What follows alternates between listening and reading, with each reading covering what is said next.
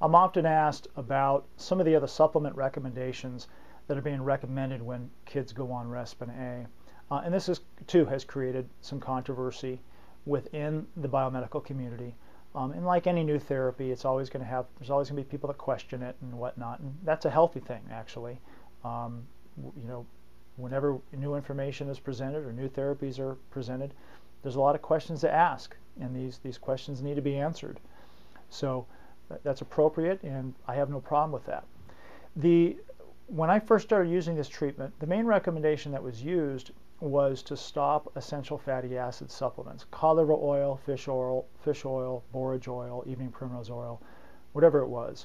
And initially I had some difficulty with that because I've seen a lot of kids get benefit from essential fatty acid supplements. And we know that many kids on the autism spectrum have problems with their diet. They're very limited in what they eat, and they may not be getting enough nutrients.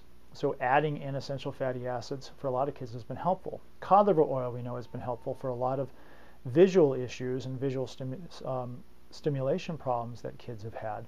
And I've clearly seen in my practice too, where a lot of times kids' visual stimming diminishes or completely goes away when they're on cod liver oil. When I first started using Respen-A, I wasn't taking kids off of fish oil. And some kids seemed to do fine.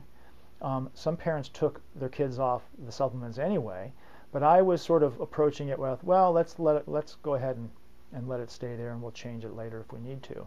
I then started running into situations where I was recognizing that certain kids clearly weren't getting the early benefit that I was hoping to see.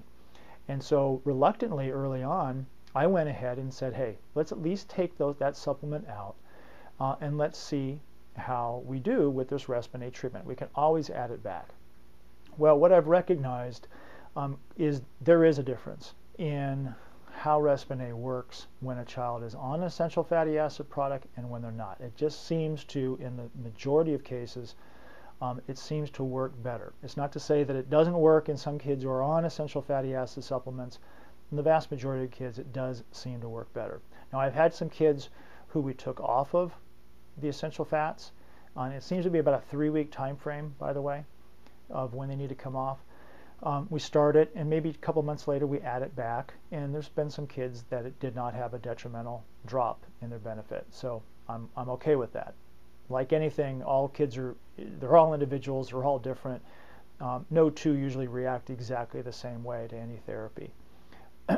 There's also been a discussion about high-dose antioxidants. Again, another issue is a lot of kids on the autism spectrum they're just too much oxidative stress going on. So they're on a lot of supplements. There's always that potential whenever a child is on a lot of supplements, a lot of antioxidants, that they may be getting too much. And it's hard to know sometimes. It's very difficult for a doctor to absolutely know how much supplement any one child needs. Even the testing sometimes isn't conclusive.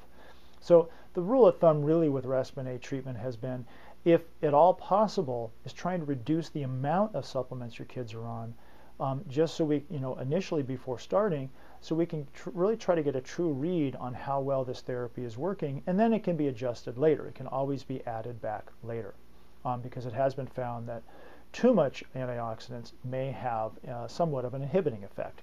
It's not that these supplements have a toxic effect, but they just seem to inhibit some of the positive benefit that we see with Respen-A. High-dose vitamin D is something that is quite popular in the autism community. Clearly there's a number of kids that seem to show deficits in vitamin D, and there's been some discussion about modifying the vitamin D dosing because of the Respen-A therapy, as well as a few other supplements, like B6 or GABA or whatnot. The main one that I have seen in my practice clinically that I can really with confidence say that I feel has inhibited the early benefits of Respen-A have been the essential fatty acid supplements. And so when I start a child off, I really check to make sure if they're on it, and we try to wean them off or get them off at least 3 weeks prior to starting the treatment. Like I mentioned before, it takes about 3 weeks to see some of the positive influence of being off that supplement and seeing the positive influence of the Respen-A. So again, there's always more to learn, and as a parent, or if you're a physician watching this, I really encourage you to study this, to research this more.